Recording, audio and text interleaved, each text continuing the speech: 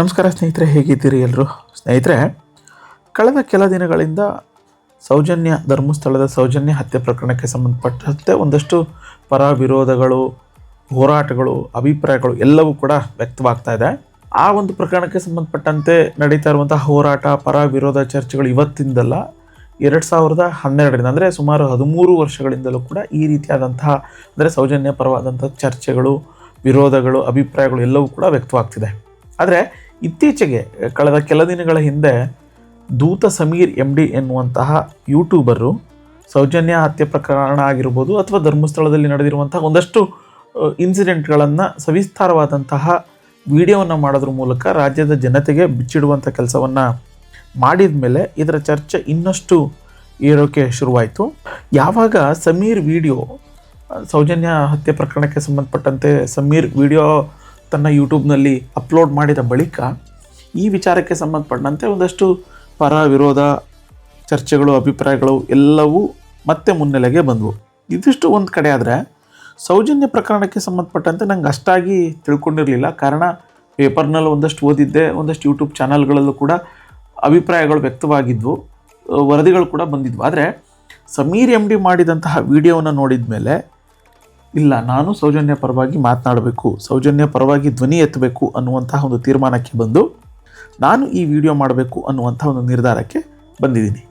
ಜೊತೆಗೆ ಸಮೀರ್ ವಿಡಿಯೋ ಮಾಡಿದ ಬಳಿಕ ಒಂದಷ್ಟು ಅಭಿಪ್ರಾಯಗಳು ಬಂದವು. ಅವನು ಹಿಂದೂ ಮುಸ್ಲಿಂ ವಿರುದ್ಧ, ಅಂದರೆ ಹಿಂದೂ ಮತ್ತು ಮುಸ್ಲಿಂ ನಡುವೆ ಬಾಂಧವ್ಯ ಏನಿದೆ ಅದನ್ನು ಹಾಳು ಮಾಡಬೇಕು ಅನ್ನುವಂಥ ನಿಟ್ಟಿನಲ್ಲಿ ಸಮೀರ್ ವಿಡಿಯೋವನ್ನು ಮಾಡಿದ್ದಾನೆ, ಮುಸ್ಲಿಂ ಯುವಕ ಈ ವಿಡಿಯೋವನ್ನು ಮಾಡಿರುವಂಥದ್ದು ಸರಿಯಲ್ಲ ಅನ್ನುವಂಥ ಒಂದು ಅಭಿಪ್ರಾಯಗಳು ಬಂದವು. ಜೊತೆಗೆ ಧರ್ಮಸ್ಥಳದ ಹೆಸರನ್ನು ಕೆಡಿಸಬೇಕು ಅನ್ನುವಂಥ ನಿಟ್ಟಿನಲ್ಲಿ ಸಮೀರ್ ಈ ರೀತಿಯಾದಂಥ ವಿಡಿಯೋವನ್ನು ಮಾಡಿದ್ದಾನೆ ಅನ್ನುವಂಥ ಒಂದು ಅಭಿಪ್ರಾಯನೂ ವ್ಯಕ್ತವಾಗಿತ್ತು. ಆದರೆ ಇದೆಲ್ಲದೂ ಒಂದು ಭಾಗ. ಆದರೆ ಮತ್ತೊಂದು ಭಾಗದಲ್ಲಿ ಆ ವಿಡಿಯೋ ನೋಡಿದ ಮೇಲೆ ನನಗನ್ನಿಸ್ತು, ಇಲ್ಲ, ನಾನು ಸೌಜನ್ಯ ಪರವಾಗಿ ಮಾತನಾಡಬೇಕು, ಸೌಜನ್ಯ ಪರವಾಗಿ ಧ್ವನಿ ಎತ್ತುತ್ತಾ ಇರುವಂತಹ ಒಂದಷ್ಟು ಹೋರಾಟಗಾರರಿಗೆ ನ್ಯಾಯ ಕೊಡಿಸುವಂಥ ನಿಟ್ಟಿನಲ್ಲಿ ನಾನು ಒಂದು ಚಿಕ್ಕ ಅಳಿಲು ಸೇವೆಯನ್ನು ಮಾಡಬೇಕು ಅನ್ನುವಂಥ ನಿಟ್ಟಿನಲ್ಲಿ ತೀರ್ಮಾನವನ್ನು ಮಾಡಿ ನಾನು ಈ ವಿಡಿಯೋವನ್ನು ಮಾಡ್ತಾಯಿದ್ದೀನಿ. ಜೊತೆಗೆ ಈ ವಿಡಿಯೋ ನೋಡ್ತಿರೋರು ಆಬ್ವಿಯಸ್ಲಿ ಅಂದ್ಕೊಂಡಿರ್ತಾರೆ, ವಿಡಿಯೋ ಮಾಡ್ತೀನಿ ಅಂತೀಯಾ, ಸೌಜನ್ಯ ಪರವಾಗಿ ನಿಲ್ತೀನಿ ಅಂತೀಯಾ, ಅವ್ರ ಹೋರಾಟಕ್ಕೆ ಧನಿಗೂಡಿಸ್ತೀನಿ ಅಂತೀಯಾ. ಆದರೆ ನೀನು ಎಲ್ಲೂ ಕೂಡ ಆನ್ ಸ್ಕ್ರೀನ್ ಬರ್ತಲ್ಲ, ಆಫ್ ಸ್ಕ್ರೀನಲ್ಲೇ ನೀನು ಯಾಕೆ ಮಾತನಾಡ್ತಾ ಇದೆಯಾ ಅನ್ನುವಂಥ ಒಂದು ಪ್ರಶ್ನೆಯೂ ಕೂಡ ಉದ್ಭವ ಆಗುತ್ತೆ. ಆದರೆ ಅದಕ್ಕೂ ನಾನು ಸ್ಪಷ್ಟನೆಯನ್ನು ಕೊಡ್ತೀನಿ. ಸೌಜನ್ಯ ಪರವಾಗಿ ಹೋರಾಟವನ್ನು ಮಾಡಬೇಕು ಅಂತಂದರೆ ಆನ್ ಸ್ಕ್ರೀನ್ ಬರಬೇಕು ಅಥವಾ ಆಫ್ ಸ್ಕ್ರೀನಲ್ಲಿ ಇರಬೇಕು ಅನ್ನುವಂಥದ್ದಲ್ಲ. ಸೊ ಹೋರಾಟಕ್ಕೆ ನಾವು ಯಾವ ರೀತಿಯಾದಂಥ ಬೆಂಬಲವನ್ನು ಕೊಡ್ತೀವಿ, ನ್ಯಾಯ ಸಿಗುವಂಥ ನಿಟ್ಟಿನಲ್ಲಿ ನಾವು ಯಾವ ರೀತಿಯಾದಂಥ ಹೆಜ್ಜೆಗಳನ್ನು ಇಡ್ತೀವಿ ಅನ್ನುವಂಥದ್ದು ಮುಖ್ಯ ಆಗುತ್ತೆ. ಸೊ ನಾನು ಯಾವ ರೀತಿಯಾಗಿ, ಅಂದರೆ ಯಾವ ಅರ್ಥದಲ್ಲಿ ಹೇಳಿದ್ದೀನಿ ಅನ್ನುವಂಥದ್ದನ್ನು ಟೀಕೆ ಮಾಡೋರಿಗೆ ಅದು ಗೊತ್ತಾಗಿದೆ ಅಂತ ಹೇಳಿ ನಾನು ಭಾವಿಸ್ತೀನಿ. ಜೊತೆಗೆ ಮೊಸರಲ್ಲಿ ಕಲ್ಲು ಹುಡ್ಕೋರಿಗೆ ಏನೂ ಕೂಡ ಹೇಳೋಕ್ಕೆ ಸಾಧ್ಯ ಆಗೋದಿಲ್ಲ. ಸೊ ನಮ್ಮ ಉದ್ದೇಶ ಒಂದೇ ಆಗಿರಬೇಕು, ಸೌಜನ್ಯಗೆ ನ್ಯಾಯ ಸಿಗಲೇಬೇಕು ಅಂಥೇಳಿ. ಹಾಗೆಯೇ ತಪ್ಪಿತಸ್ಥರು ಯಾರೇ ಇದ್ದರೂ ಅವರಿಗೆ ಶಿಕ್ಷೆ ಆಗಬೇಕು ಅನ್ನುವಂಥದ್ದು ಆಗಿರೋದ್ರಿಂದ ಆನ್ ಸ್ಕ್ರೀನ್ ಆದ್ರೇನು ಆಫ್ ಸ್ಕ್ರೀನ್ ಆದ್ರೇನು ಒಂದಷ್ಟು ವಿಚಾರಗಳನ್ನು ಸಮಾಜಕ್ಕೆ ತಿಳಿಸುವಂಥ ಕೆಲಸ ನಮ್ಮಿಂದ ಆಗಬೇಕು. ಆ ಒಂದು ಕೆಲಸವನ್ನು ನಾನು ಮಾಡ್ತಾಯಿದ್ದೀನಿ. ಬಿಡಿ, ಸೌಜನ್ಯ ಪರವಾಗಿ ಪರ ಆಗಿರ್ಬೋದು, ವಿರೋಧ ಮಾಡುವಂಥವ್ರು ಇದ್ದೇ ಇರ್ತಾರೆ ಅಲ್ವಾ. ಸೌಜನ್ಯ ಅಂತಹ ಮುಗ್ಧೆ ಬಾಲಕಿಯನ್ನು ಮುಕ್ಕಿದಂತಹ ಪಾಪಿಗಳಿಗೆ ಶಿಕ್ಷೆ ಕೊಡಿಸುವಂಥ ಹೋರಾಟದಲ್ಲಿ ನಾನು ಇರ್ತೀನಿ, ಹೋರಾಟಗಾರರ ಧನಿಯಾಗಿ ಇರ್ತೀನಿ. ಸತ್ಯ ಬಿಚ್ಚಿಡುವಂತಹ ಸಮೀರ್ ಅಂತವರ ಅದೆಷ್ಟೋ ಯೂಟ್ಯೂಬರ್ಸ್ ಆಗಿರ್ಬೋದು ಅಥವಾ ಹೋರಾಟಗಾರರ ಬೆನ್ನೆಲುಬಾಗಿ ಇರ್ತೀನಿ ಅನ್ನುವಂಥದ್ದನ್ನು ಮತ್ತೊಮ್ಮೆ ನಾನು ಸ್ಪಷ್ಟಪಡಿಸುವಂಥ ಕೆಲಸವನ್ನು ಮಾಡ್ತೀನಿ. ಸೊ ದಕ್ಷಿಣ ಕನ್ನಡ ಜಿಲ್ಲೆಯ ಉಜಿರೆಯ SDM ಕಾಲೇಜಿನಲ್ಲಿ ವಿದ್ಯಾರ್ಥಿಯಾಗಿದ್ದಂಥ ಸೌಜನ್ಯ ಮೇಲೆ 2012ರಲ್ಲಿ ಅತ್ಯಾಚಾರ ಆಗುತ್ತೆ. ಅದಾದ ಬಳಿಕ ಕೊಲೆನೂ ಕೂಡ ಮಾಡಲಾಗುತ್ತೆ ಅನ್ನುವಂಥ ಒಂದು ಆರೋಪ. ಈ ವಿಚಾರಕ್ಕೆ ಸಂಬಂಧಪಟ್ಟಂತೆ ಬೆಳ್ತಂಗಡಿ ಪೊಲೀಸ್ ಠಾಣೆಯಲ್ಲಿ ಪ್ರಾಥಮಿಕ ತನಿಖೆನೂ ಕೂಡ ನಡೆಸಲಾಗಿತ್ತು. ಅದಾದ ಬಳಿಕ ಅದನ್ನು ಬೇರೆ ತನಿಖಾ ಸಂಸ್ಥೆಗೆ ವಹಿಸಲಾಗಿತ್ತು.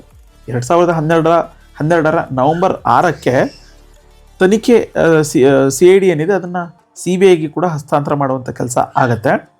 ಅಂದರೆ ಒಂದಷ್ಟು ಒತ್ತಾಯಗಳು ಕೇಳಿಬಂದಿತ್ತು ರಾಜ್ಯ ಸರ್ಕಾರಕ್ಕೆ, ಇಲ್ಲ ಇದನ್ನು CBIಗೆ ವಹಿಸಿ ಅಂತ ಹೇಳಿ. ಸೊ ಹಾಗಾಗಿ ರಾಜ್ಯ ಸರ್ಕಾರ ಅದನ್ನು CBIಗೆ ವಹಿಸುವಂಥ ಕೆಲಸವನ್ನು ಮಾಡಿತ್ತು. CBI ಕಾರ್ಕಳದ ಸಂತೋಷ್ ರಾವ್ ಎನ್ನುವಂಥ ಒಂದು ಆರೋಪಿಯನ್ನು ಗುರುತು ಮಾಡಿತ್ತು. ಬಳಿಕ ಅಂದರೆ ಆ ಪ್ರಕರಣ ನಡೆದಂಥ ಸಂದರ್ಭದಲ್ಲಿ ಒಂದಷ್ಟು ಅಲ್ಲಿದ್ದಂತಹ ಯುವಕರ ಮಾಹಿತಿ ಆಧಾರದ ಮೇಲೆ ಸಂತೋಷ್ ರಾವೇ ಈ ಕೃತ್ಯವನ್ನು ಮಾಡಿದ್ದಾನೆ ಅನ್ನುವಂಥ ಆಧಾರದ ಮೇಲೆ ಸಂತೋಷ್ ಅವರನ್ನು ಬಂಧನ ಮಾಡಲಾಗಿತ್ತು, ಜೈಲಿಗೂ ಕೂಡ ಕಳಿಸಲಾಗಿತ್ತು. ಅಂತಿಮವಾಗಿ 2023 ಜುಲೈ 16 CBI ವಿಶೇಷ ನ್ಯಾಯಾಲಯ ಸಂತೋಷ್ ರಾವ್ಗೂ ಈ ಒಂದು ಸೌಜನ್ಯ ಹತ್ಯೆ ಪ್ರಕರಣಕ್ಕೆ ಯಾವುದೇ ರೀತಿಯಾದಂಥ ಸಂಬಂಧ ಇಲ್ಲ ಅನ್ನುವಂತಹ ಒಂದು ತೀರ್ಪನ್ನು ಕೊಡೋದ್ರ ಮೂಲಕ ಸಂತೋಷ್ ರಾವ್ ಅವರನ್ನು ಖುಲಾಸೆಗೊಳಿಸುವಂಥ ಕೆಲಸವನ್ನು ಮಾಡಿತ್ತು. ಸದ್ಯ ಈ ಪ್ರಕರಣದ ಮರು ತನಿಖೆ ಆಗಬೇಕು ಅನ್ನುವಂಥ ಒಂದು ಕೂಗು ಕೇಳಿಬರ್ತಾ ಇದೆ. ಈ ಕುರಿತಂತೆ ಒಂದಷ್ಟು ಪರ ವಿರೋಧ ಆಗ್ತಿರ್ಬೋದು ಅಥವಾ ಬಲಪಂಥೀಯ ಎಡಪಂಥೀಯ ಅನ್ನುವಂಥ ಹೋರಾಟಗಳು ಕೂಡ ನಡೀತಾ ಇದೆ. ಜೊತೆಗೆ ಸೌಜನ್ಯಗೆ ನ್ಯಾಯ ಕೊಡಿಸ್ಬೇಕು ಅಂತೇಳಿ ಒಂದಷ್ಟು ಕನ್ನಡಪರ ಸಂಘಟನೆಗಳಾಗಿರ್ಬೋದು ಅಥವಾ ಗಿರೀಶ್ ಮಟ್ಟಣ್ಣನವರಾಗಿರ್ಬೋದು, ಅವರ ನೇತೃತ್ವದಲ್ಲಿ ಮಹೇಶ್ ತಿಮ್ರೋಡಿ ಆಗಿರ್ಬೋದು, ಇವರೆಲ್ಲರ ನೇತೃತ್ವದಲ್ಲಿ ಮತ್ತೆ ಹೋರಾಟಗಳು ನಡೀತಾ ಇದೆ. ಸೊ ತಾರ್ಕಿಕ ಅಂತ್ಯ ಕಾಣಿಸ್ಲೇಬೇಕು ಅನ್ನುವಂತಹ ನಿಟ್ಟಿನಲ್ಲಿ ಹೆಜ್ಜೆಗಳು ಇಡುವಂಥ ಕೆಲಸ ಆಗ್ತಾ ಇದೆ. ಸೊ ಈ ವಿಡಿಯೋ ಮೂಲಕ ನನ್ನದು ಒಂದು ಆಗ್ರಹ ಇರುವಂಥದ್ದು, ಆಗ್ರಹ ಅನ್ನೋದಕ್ಕಿಂತ ನನಗೆ ಅನಿಸಿರುವಂಥ ಒಂದಷ್ಟು ಪ್ರಶ್ನೆಗಳನ್ನು ಸಮಾಜದ ಮುಂದೆ ಇಡುವಂಥ ಕೆಲಸವನ್ನು ಮಾಡಿದ್ದೀನಿ. ಸಮಾಜ ಅಂತಂದರೆ ಯಾರು ಸೌಜನ್ಯ ಪರವಾಗಿ ಮಾತನಾಡುವಂತಹವರು ಇದ್ದಾರೆ, ಅವರ ಧ್ವನಿಯನ್ನು ಶಮನ ಮಾಡುವಂತಹ ಹೋರಾಟಗಾರರು, ಇಲ್ಲ ಇದರಲ್ಲಿ ಯಾವುದೋ ಒಂದು ಕುಟುಂಬವನ್ನು ಬಲವಂತವಾಗಿ ಸಿಕ್ಕಿಸುವ ಕೆಲಸ ಆಗ್ತಾಯಿದೆ ಅನ್ನುವಂತಹ ಪರವಾಗಿ ಅಭಿಪ್ರಾಯವನ್ನು ವ್ಯಕ್ತಪಡಿಸುವಂಥವ್ರು ಯಾರಿದ್ದಾರೆ, ಅಥವಾ ಸೌಜನ್ಯ ಪರವಾಗಿ ಹೋರಾಟ ಮಾಡ್ತಾ ಇರುವಂಥದ್ದೇ ತಪ್ಪು, ಅವರಿಗೆ ನ್ಯಾಯ ಕೊಡಿಸುವಂಥದ್ದೇ ತಪ್ಪು ಅನ್ನುವಂತಹ ಅರ್ಥದಲ್ಲಿ ಹೇಳ್ತಾ ಇರುವಂತಹ ಒಂದಷ್ಟು ಅಂಧಾಭಿಮಾನಿಗಳಿಗೆ ನಾನು ನನ್ನದೇ ಆದಂಥ ಒಂದಷ್ಟು ಪ್ರಶ್ನೆಗಳನ್ನು ಕೇಳುವಂಥ ಕೆಲಸವನ್ನು ಮಾಡ್ತಾಯಿದ್ದೀನಿ. ಜೊತೆಗೆ ಅದಕ್ಕೆ ಯಾರಾದರೂ ಉತ್ತರ ಗೊತ್ತಿದ್ದರೆ ಅಥವಾ ಉತ್ತರ ಸಿಕ್ಕಿದರೆ ದಯವಿಟ್ಟು ನನಗೆ ತಿಳಿಸಿ ಅನ್ನುವಂಥ ಒಂದು ಮನವಿಯನ್ನು ಕೂಡ ನಾನು ಈ ವಿಡಿಯೋದಲ್ಲಿ ಮಾಡ್ತಾಯಿದ್ದೀನಿ. ಸೊ ನನ್ನ ಪ್ರಶ್ನೆಗಳಿಗೆ ಉತ್ತರ ಸಿಕ್ಕೇ ಸಿಗುತ್ತೆ ಅನ್ನುವಂಥ ಒಂದು ನಿರೀಕ್ಷೆಯಿಂದ ಈ ವಿಡಿಯೋವನ್ನು ಮಾಡ್ತಾಯಿದ್ದೀನಿ. ಮೊದಲನೇ ಪ್ರಶ್ನೆ ಏನು ಅಂತಂದರೆ, 2012 ಮುಗ್ದೆ ಸೌಜನ್ಯ ಅವರ ಹತ್ಯೆ ಆಗುತ್ತೆ. ಹತ್ಯೆಗೆ ಅಂದರೆ ಸೌಜನ್ಯ ಅವರ ಸಾವಿಗೆ ನ್ಯಾಯ ಸಿಗೋದು ಬೇಡವಾ ಅನ್ನುವಂಥ ಒಂದು ನನ್ನ ಮೊದಲನೇ ಪ್ರಶ್ನೆ. ಎರಡನೇ ಪ್ರಶ್ನೆ, ಈ ಘಟನೆ ನಡೆದಂಥ ಸಂದರ್ಭದಲ್ಲಿ ಸಂತೋಷ್ ಅವರನ್ನು ಆರೋಪಿ ಅಂಥೇಳಿ ಜೈಲಿಗೆ ಕಳಿಸಲಾಗಿತ್ತು. ಯಾರೋ ಒಂದಷ್ಟು ಈ ಮಾಹಿತಿಯನ್ನು ಕೊಟ್ಟರು, ಇವನೇ ಕೊಲೆ ಮಾಡಿದ್ದು ಅಥವಾ ಇವನೇ ಈ ಕೃತ್ಯವನ್ನು ಎಸಗಿದ್ದು ಅನ್ನುವಂಥ ನಿಟ್ಟಿನಲ್ಲಿ ಆರೋಪವನ್ನು ಮಾಡಿದರು. ಆ ಆರೋಪವನ್ನು, ಸುಳ್ಳು ಆರೋಪವನ್ನೇ ನಂಬಿ ಸಂತೋಷ್ ಅವರನ್ನು ಆರೋಪಿ ಅಂತ ಹೇಳಿಬಿಟ್ಟು ಜೈಲಿಗೆ ಕಳಿಸಿದಂತಹ ಅಧಿಕಾರಿಗಳಿಗೆ ಶಿಕ್ಷೆ ಆಗಿದೆಯಾ? ಒಂದು ವೇಳೆ ಆಗಿಲ್ಲ ಅಂತಂದರೆ ಶಿಕ್ಷೆ ಆಗೋದು ಬೇಡವಾ? ಇದು ನನ್ನ ಎರಡನೇ ಪ್ರಶ್ನೆ. ಮೂರನೇ ಪ್ರಶ್ನೆ, ಧಾರ್ಮಿಕ ಕ್ಷೇತ್ರ ಅಂದರೆ ಸಮೀರ್ MD ತನ್ನ ವಿಡಿಯೋದಲ್ಲಿ ಧರ್ಮಸ್ಥಳ ಅನ್ನುವಂಥ ಒಂದು ಹೆಸರನ್ನು ಉಲ್ಲೇಖ ಮಾಡಿದ್ದಾನೆ. ಸೊ ಘಟನೆ ನಡೆದಿರುವಂಥದ್ದು ಧರ್ಮಸ್ಥಳದಲ್ಲೇ. ಅಂದರೆ ಈ ಧಾರ್ಮಿಕ ಕ್ಷೇತ್ರ, ಸಮೀರ್ ವಿಡಿಯೋ ಆಚೆ ಬಂದಂಥ ಸಂದರ್ಭದಲ್ಲಿ ಇಲ್ಲ ಸಮೀರ್ ಉದ್ದೇಶಪೂರ್ವಕವಾಗಿಯೇ ಧಾರ್ಮಿಕ ಕ್ಷೇತ್ರಗಳಿಗೆ ಧಕ್ಕೆ ತರುವಂಥ ಕೆಲಸವನ್ನು ಮಾಡ್ತಿದ್ದಾನೆ, ಜೊತೆಗೆ ಧರ್ಮಸ್ಥಳಕ್ಕೆ ಕೆಟ್ಟ ಹೆಸರು ತರುವಂಥ ಕೆಲಸವನ್ನು ಮಾಡ್ತಿದ್ದಾನೆ ಅನ್ನುವಂತಹ ಒಂದಷ್ಟು ಟೀಕೆಗಳು ಬಂದವು. ನನ್ನ ಪ್ರಶ್ನೆ, ಧಾರ್ಮಿಕ ಕ್ಷೇತ್ರದ ಮೇಲೆ ಒಂದು ಕಪ್ಪು ಚುಕ್ಕೆ ಇದೆ, ಅಂದರೆ ಒಂದು ಆರೋಪ ಇದೆ. ಸೊ ಆ ಆರೋಪಗಳು ಏನು ಕೇಳಿಬರ್ತಿದ್ದಾವೆ ಅದಕ್ಕೆ ಒಂದು ಸ್ಪಷ್ಟನೆ ಸಿಗೋದು ಬೇಡವಾ ಅನ್ನುವಂಥದ್ದು ನನ್ನ ಮುಂದಿನ ಪ್ರಶ್ನೆ. ಸಮೀರ್ ಹೇಳಿರುವಂಥದ್ದು ಆ ಊರಿನ ಗೌಡ್ರು ಅನ್ನುವಂಥದ್ದು, ಜೊತೆಗೆ ಒಂದಷ್ಟು ಸೌಜನ್ಯ ಪರವಾಗಿ ಹೋರಾಟ ಮಾಡ್ತಾ ಇರುವಂಥವ್ರು ಹೇಳ್ತಾ ಇರುವಂಥದ್ದು ಮಹಾನ್ ಕುಟುಂಬದ ಕೈವಾಡ ಇದೆ ಅನ್ನುವಂಥದ್ದು. ಅಂದರೆ ಮಹಾನ್ ಕುಟುಂಬದ ಕೈವಾಡ ಇದೆ ಎನ್ನುವಂಥ ಒಂದು ಆರೋಪ ಇದೆಯಲ್ಲ, ಇದಕ್ಕೆ ಉತ್ತರ ಸಿಗುವಂಥದ್ದು ಬೇಡವಾ? ಯಾರು ಆ ಮಹಾನ್ ಕುಟುಂಬ, ಪ್ರಭಾವಿ ವ್ಯಕ್ತಿಗಳು ಯಾರು ಅನ್ನುವಂಥದ್ದು. ಮತ್ತು ನನ್ನ ಮುಂದಿನ ಪ್ರಶ್ನೆ, 12 ವರ್ಷದಿಂದ ಆ ಒಂದು ಕೃತ್ಯ ಅಥವಾ ಆ ಒಂದು ಪ್ರಕರಣಕ್ಕೆ ರೂವಾರಿಗಳು ಯಾರಿದ್ದಾರೆ, ಅಂದರೆ ಆರೋಪಿಗಳು ಅಂತ ನಾವೇನು ಕರಿತೀವಿ, ಅವರನ್ನು ರಕ್ಷಣೆ ಮಾಡ್ತಿರುವಂಥವ್ರು ಯಾರು? ಜೊತೆಗೆ ರಕ್ಷಣೆ ಮಾಡುವಂಥದ್ದಲ್ಲ, ಅದು ಹೇಗೆ ರಕ್ಷಣೆಯನ್ನು ಮಾಡ್ತಿದ್ದಾರೆ, ಅಂದರೆ ಪ್ರಕರಣದಲ್ಲಿ ಅವರ ಹೆಸರುಗಳನ್ನು ಬರೆದಿಟ್ಟಿರುವಂಥ ನಿಟ್ಟಿನಲ್ಲಿ ಕಾಪಾಡ್ತಾ ಇರೋವಂಥವ್ರು ಯಾರು? ಅವರಿಗೆ ಬೆನ್ನೆಲುಬಾಗಿ ನಿಂತಹ ವ್ಯಕ್ತಿಗಳು ಯಾರು? ಅದು ಪೊಲಿಟಿಷಿಯನ್ಸು ಅಥವಾ ಪ್ರಭಾವಿ ವ್ಯಕ್ತಿಗಳು ಅಥವಾ ಬಿಲ್ಡರ್ಗಳು ಅಥವಾ ದುಡ್ಡಿದ್ದಂಥವ್ರು ಯಾರು? ಅದಕ್ಕೆ ಉತ್ತರ ಸಿಗುವಂಥದ್ದು ಬೇಡವಾ? ಜೊತೆಗೆ ಸೌಜನ್ಯ ಪರವಾಗಿ ಯಾರೇ ಹೋರಾಟ ಮಾಡಿದರೂ ಕೂಡ ಆ ಹೋರಾಟಕ್ಕೆ ಸಂಬಂಧಪಟ್ಟಂತೆ ಹೋರಾಟ ಮಾಡ್ತಿರುವಂಥವ್ರನ್ನ ಹತ್ತಿಕ್ಕುವಂಥ ಕೆಲಸ ಆಗ್ತಾಯಿದೆ. ಇದ್ರ ಹಿಂದೆ ಆ ಮಹಾನ್ ವ್ಯಕ್ತಿಗಳ ಕೈವಾಡ ಇದೆ ಅನ್ನುವಂಥ ಒಂದು ಆರೋಪನೂ ಕೂಡ ಕೇಳಿಬರ್ತಾ ಇದೆ. ಆದರೆ ಇದು ಸತ್ಯನಾ, ಇದು ಸುಳ್ಳೋ, ನಿಜವಾಗ್ಲೂ ಈ ರೀತಿಯಾದಂತಹ ಸನ್ನಿವೇಶ ನಡೀತಾ ಇದೆಯಾ? ಇದಕ್ಕೆ ಉತ್ತರ ಸಿಗೋದು ಬೇಡವಾ? ಪ್ರಮುಖವಾಗಿ ಸೌಜನ್ಯಗೆ ನ್ಯಾಯ ದೊರಕಿಸ್ಕೊಡ್ಬೇಕು ಅಂತ ಹೋರಾಟ ಮಾಡ್ತಿರುವಂಥ ಉದ್ದೇಶ ಒಂದೇ ಆಗಿರಬೇಕಾದ್ರೆ ಅದಕ್ಕೆ ಜಾತಿ ಆಗಿರ್ಬೋದು, ಧರ್ಮದ ಲೇಪನ ಹಚ್ಚುವಂಥದ್ದು ಸರಿ ಇದೆಯಾ? ಈ ಪ್ರಮುಖವಾದಂಥ ಪ್ರಶ್ನೆಗಳನ್ನು ನನಗೆ ಅನಿಸಿದೆ. ಆ ಪ್ರಶ್ನೆಗಳನ್ನು ನಾನು ಸಮಾಜದ ಮುಂದೆ ಇಡುವಂಥ ಕೆಲಸವನ್ನು ಮಾಡ್ತಾಯಿದ್ದೀನಿ. ಅಂದರೆ ನಾನು ಇಲ್ಲಿ ಯಾವುದೇ ಧರ್ಮ ಆಗಿರ್ಬೋದು ಅಥವಾ ಯಾವುದೇ ಜಾತಿ ಆಗಿರ್ಬೋದು ಅಥವಾ ಯಾವುದೇ ವ್ಯಕ್ತಿ ಇದ್ರ ಬಗ್ಗೆ ಎಲ್ಲೂ ಕೂಡ ನಾನು ಮಾತಾಡ್ತಾ ಇಲ್ಲ.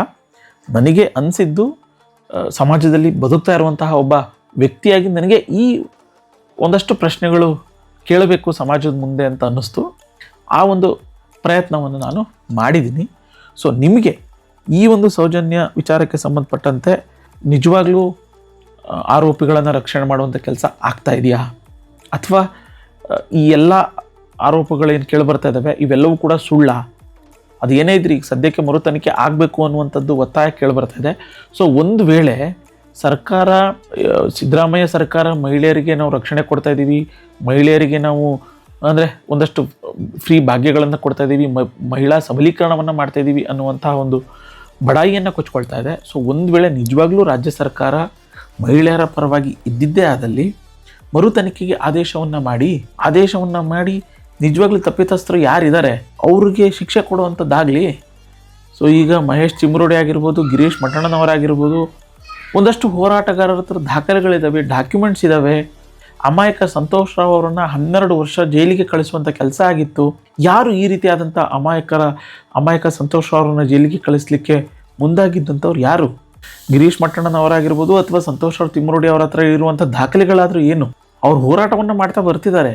ಅವರ ಮನವಿಯನ್ನು ನೀವು ಆಲಿಸ್ಬಿಟ್ಟು ಹೌದು ನಿಜವಾಗ್ಲೂ ಇದು ಮರು ತನಿಖೆಗೆ ಸೂಕ್ತವಾದಂಥ ಪ್ರಕರಣ ಅಂತ ಹೇಳಿ ನಿಮಗೆ ಅನಿಸಿದರೆ, ಮಹಿಳೆಯರ ರಕ್ಷಣೆ ಮಾಡ್ತೀವಿ ಅನ್ನುವಂಥದ್ದು ನೀವು ಅನಿಸಿದರೆ, ಮಹಿಳೆಯರ ಪರವಾಗಿ ಇದ್ದೀವಿ ಅಂಥೇಳಿ ನೀವು ಹೇಳ್ತಾ ಇದ್ದರೆ, ಈ ಪ್ರಕರಣವನ್ನು ಮರು ತನಿಖೆಗೆ ಆದೇಶ ಮಾಡಿ ಅನ್ನುವಂತಹ ಮನವಿಯನ್ನು ಮಾಡುವ ಮೂಲಕ ಈ ವಿಡಿಯೋವನ್ನು ಮುಕ್ತಾಯ ಮಾಡ್ತಾಯಿದ್ದೀನಿ. ಅಥವಾ ಸರಿ ಮಾತಾಡಿದನೋ ತಪ್ಪು ಮಾತಾಡಿದನೋ ನಿಮ್ಮ ಅನಿಸಿಕೆ ಅಭಿಪ್ರಾಯಗಳನ್ನು ಕಮೆಂಟ್ ಬಾಕ್ಸ್ನಲ್ಲಿ ಕಮೆಂಟ್ ಮಾಡಿ. ಜೊತೆಗೆ ಸಾಧ್ಯವಾದಷ್ಟು ಜನರಿಗೆ ನಾನೇನು ಪ್ರಶ್ನೆಗಳನ್ನು ಕೇಳಿದ್ದೀನಿ ಅದನ್ನು ಈ ಬುದ್ಧಿಜೀವಿಗಳು ಅಂತ ಏನು ಕರೀತಾರೆ, ಅಥವಾ ಒಂದಷ್ಟು ಎಲ್ಲ ತಿಳ್ಕೊಂಡಿದ್ದೀನಿ, ಈ ಪ್ರಕರಣಕ್ಕೆ ಸಂಬಂಧಪಟ್ಟಂತೆ ಎಲ್ಲ ತಿಳ್ಕೊಂಡಿದ್ದೀನಿ, ಸೌಜನ್ಯ ಪರವಾಗಿ ಹೋರಾಟ ಮಾಡ್ತಿರೋವಂಥವರೇ ಸುಳ್ಳು ಅನ್ನುವಂಥ ಏನು ಮಾತುಗಳನ್ನು ಹೇಳ್ತಿದ್ದಾರೆ, ಅವರಿಗೆ ಸಾಧ್ಯ ಆದಷ್ಟು ಶೇರ್ ಮಾಡುವಂಥ ಕೆಲಸವನ್ನು ಮಾಡಿ.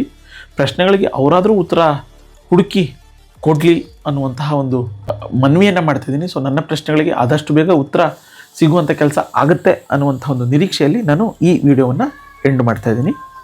ಧನ್ಯವಾದ.